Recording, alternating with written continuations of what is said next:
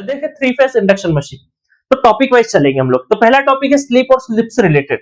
तो देखो मैंने आपको बताया था डीसी मशीन में, जब डीसी मशीन पढ़ाया था तब मैंने आपको बोला था कि बैक ईएमएफ, इंड्यूस ईएमएफ बोले, बैक ईएमएफ बोले, जनरेटेड ईएमएफ बोले, जो बैक ईएमएफ था ना वो brain of the DC machine था।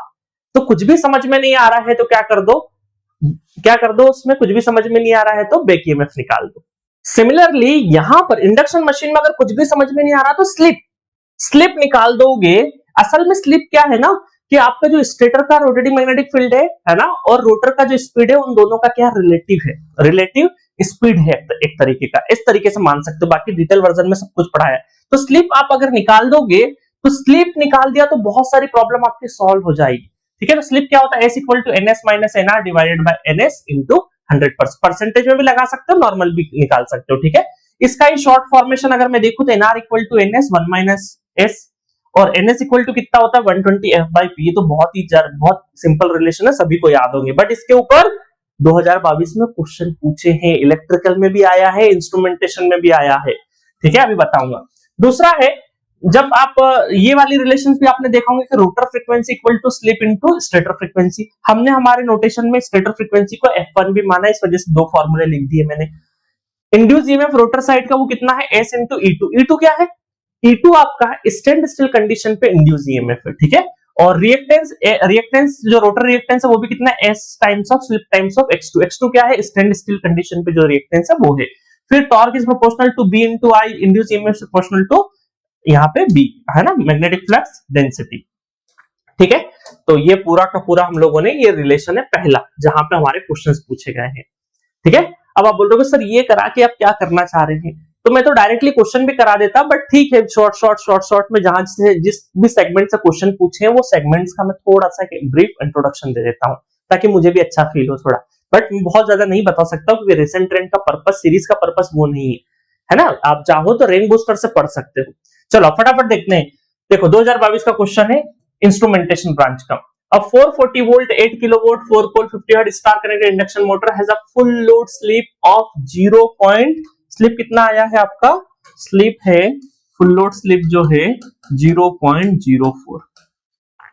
ठीक है, the rotor speed at full load is, simple आपसे रोटर स्पीड पूछी, रोटर स्पीड कितनी होती है, NR equal to NS 1 minus S, और NS निकाल दोगे, NS कितना आ जाएगा, NS आ जाएगा 120 F 50 डिवाइडेड बाई 4। वैसे तो रटी होनी चाहिए कि 4 पोल 50 हर्ट्ज फ्रीक्वेंसी के लिए डायरेक्टली 1500 आरपीएम होता है, बट फिर भी आप करके देख लिया करो, है ना। नहीं तो यहाँ फ्रीक्वेंसी कई बार 60 हर्ट्ज दे देते हैं तो गड़बड़ होने के चांसेस है, एकदम रटना नहीं है।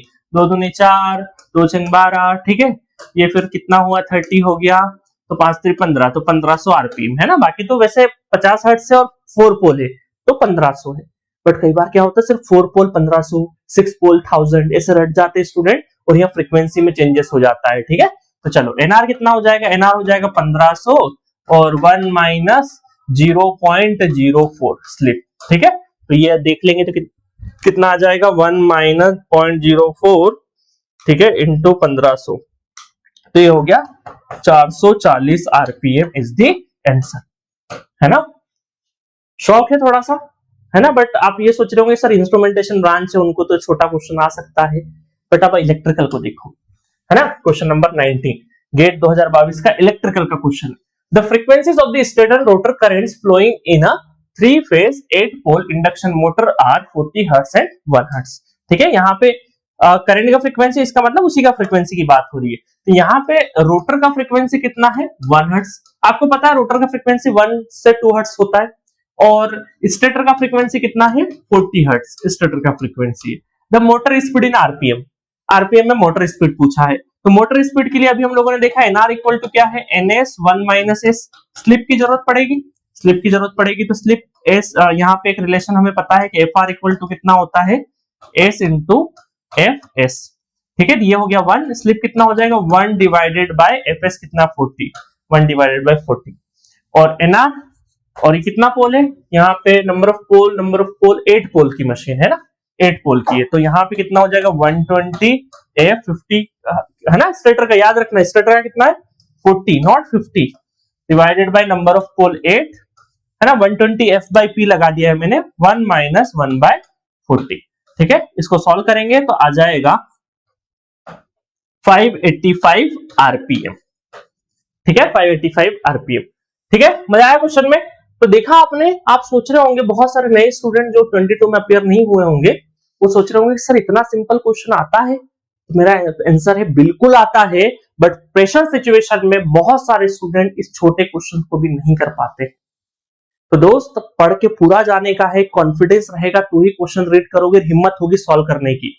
तो देखा आपने 2022 में एक ये छोटे से कॉन्सेप्ट को जिसको हम वैल्यू भी नहीं देते हैं, इस तरह के फॉर्मूले को और इस तरह के फॉर्मूले को, और यहां पर आपसे दोनों साल में इंस्ट्रूमेंटेशन और इलेक्ट्रिकल दोनों में आपसे क्वेश्चन पूछा गया है, दोनों में क्वेश्चन पूछा गया है।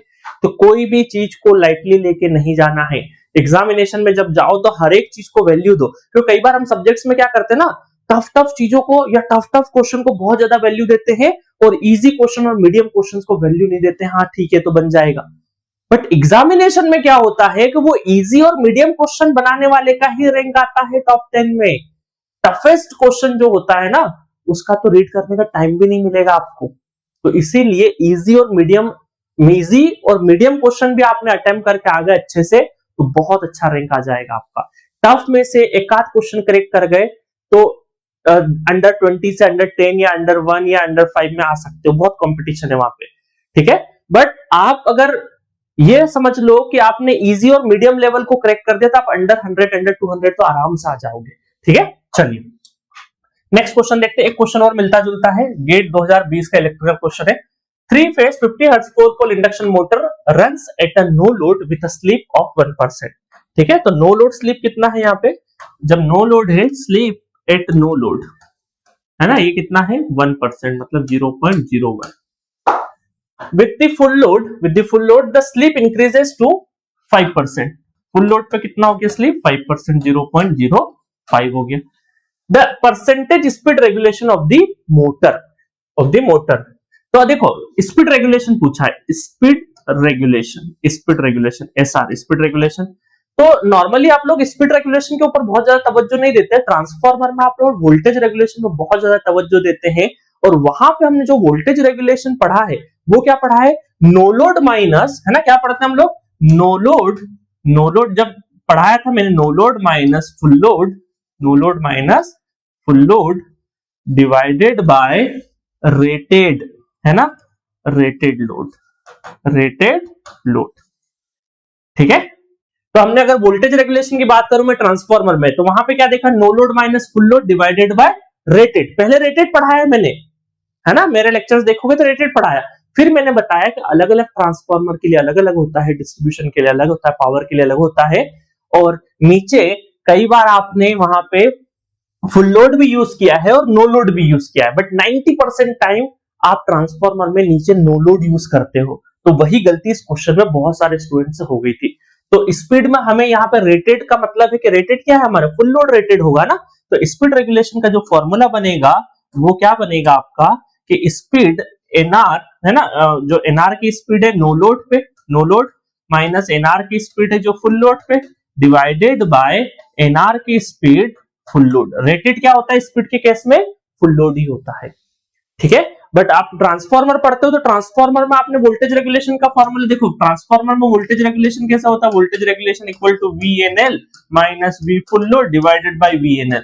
इस फॉर्मूले को ज्यादातर यूज करते हैं, बट मैंने जब पढ़ाया है तो वहां पे डायरेक्टली VNL नहीं लिखा है, नीचे रेटेड लिखा है मैंने। फिर बताया कि डिस्ट्रीब्यूशन ट्रांसफार्मर पावर ट्रांसफार्मर के हिसाब से नीचे की चीजें बदलती है। ठीक है, तो वही चीज स्पीड में पूछ ली, बट आप तो आदि थे इस वाले फॉर्मूले के नीचे नो लोड आएगा, वोल्टेज का स्पीड का यूज किया नहीं था ज्यादा, तो आपने स्पीड में भी क्या कर दिया? नो लोड लगा दिया, और उस चक्कर में आपका आंसर गलत हो गया। ठीक है, इस चीज का ध्यान रखना। चलो अब फटाफट कर लेते हैं हम लोग। तो यहाँ पे हम लोग देखें अगर कि एनआर नो लोड पे देखें तो NS माइनस 1 माइनस एस कितना है? 0.01। ठीक है, तो ये कितना है? कितने पोल का है? 4 पोल मशीन है, 50 हर्ट्ज से, तो 1500 आरपीएम। 1500 RPM 1 minus 0.01। ठीक है, तो कितना आ जाएगा? 1 माइनस 0.01 इंटू 1500, तो ये हो गया है आपका 1485। ठीक है, 1485 हो गया है। फुल लोड पे अगर देखें तो एनआर फुल लोड कितना है? 1500 आरपीएम 1 माइनस 0.05। ठीक है, तो ये हो जाएगा हमारा इंटू 1500 है ना, 1425, 1425। चलो तो अब हम लोग रख देते हैं यहाँ पे नो लोड कितना है, नो लोड है 1485, फुल लोड है 1425 और फुल लोड कितना है 1425। ठीक है, ध्यान रखना इस चीज का। तो 1485 माइनस 1425 डिवाइडेड बाय 1425। परसेंटेज में पूछा है क्या आपसे? परसेंटेज में पूछा, जी हाँ। तो परसेंटेज में पूछा है तो 4.21%। ठीक है, ये हो गया आपका स्पीड रेगुलेशन। तो ये छोटी सी मिस्टेक कई बार स्पीड वगैरह में कर देते हैं। तो नॉर्मली किसी भी रेगुलेशन का जो फॉर्मूला है नीचे जो होगा वो रेटेड होगा। अगर वोल्टेज की बात करें तो रेटेड वोल्टेज होगा, है ना, स्पीड की बात करें तो रेटेड स्पीड होगी या रेटेड लोड होगा। ठीक है, समझ में आ गया?